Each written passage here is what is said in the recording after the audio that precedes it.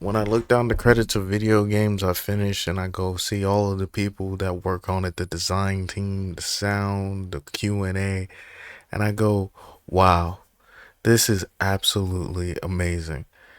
I wonder how you can spend $400 million and make an absolute garbage game. And that really goes through my mind every time I see somebody and a group of people come out with a game and I say, man, it's weird that one person can be behind a scam that involves 500 people. That's why I don't like blaming one person, man. It's like we're all complicit to the scam. If you are a game designer, if you're a writer, if you go in there and you write this scenario out and you're like, man, this probably is not my best work. This probably not like the best thing I could have written, but they're taking it anyway. I wonder why. So they can get to work on the next slop that they're gonna give out to the masses. Does that go through anybody's head but mine that we are just all in it together? Straight high school musical. You know, it's kind of like hypnotism. We're just slowly in a trance of the video games being bad for hundreds and millions of dollars. You know, I would make more sense to me, just personally, if one guy made a really trash game. Like, think about it in terms of YouTube, right? I am a one man project here. I do some editing, I do some lighting, I do some whatever, right? I do the voiceover, and then I go, wow, I wonder what would happen if I had someone who was really good specifically at one thing or another, and how would that affect my content? Now, imagine that in the video game context. You have one person each for each one of these concepts, these areas of expertise, and they still have beautiful water, right? The game will have beautiful water. Ooh. And I think these are the most talented people in the video game industry. Like, really, not even the gameplay designers. It's the people who make the water look crispy blue. It's not the people who sit there and make the gameplay sometimes. You know, there was this game that I saw was the most original out, and it was one year, and it was about a cat, and you played as a cat. And I didn't play it.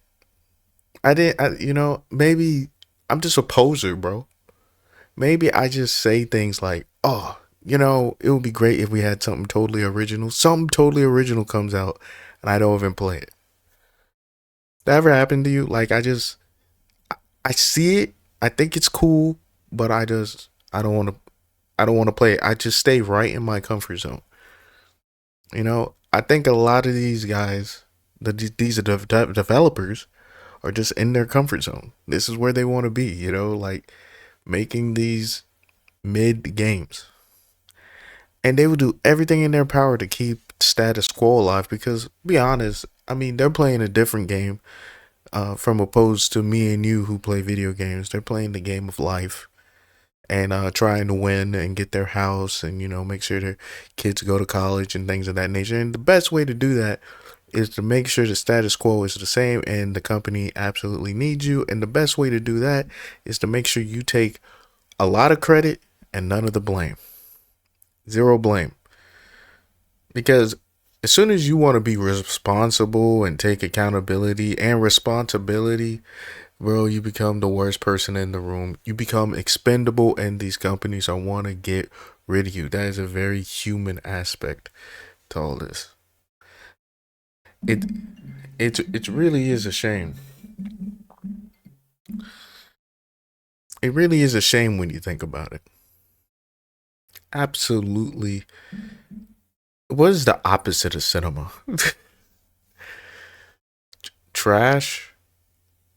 I mean, those old drive-in movie theaters where you roll in and everyone sees, this old school, less than great movie, probably on an old projector, and you're just not there for the movie.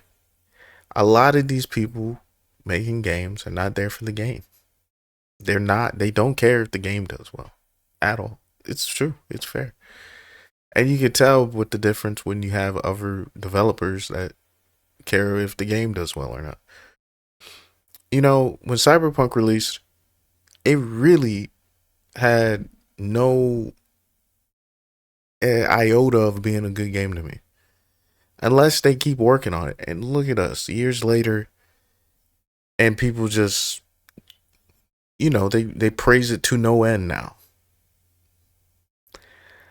It was so bad on the PlayStation. I own a PlayStation.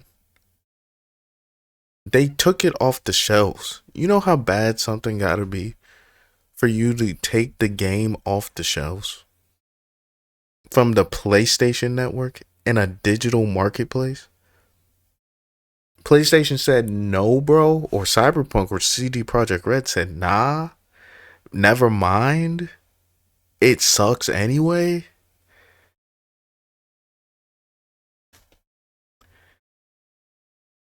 I have no positive ending to this.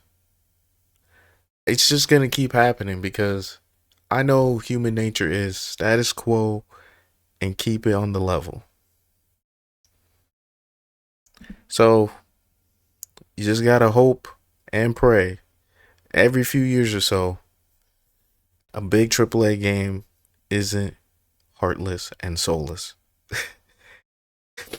And just keep playing indie games and hope they get enough money with each one of their successes that they can become a AAA game just to fall to the same vices as their previous people.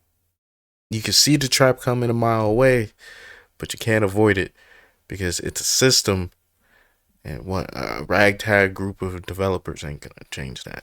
No matter how many things Baldur's Gate wins or something, or Expedition 33, there will always be those years where we just look and go, is the game of the year really God of War? Is it really God of War? Was it really God of War, guys? Like, if Elden Ring wasn't there, like, was it really, like for real? I don't know. To me, nah.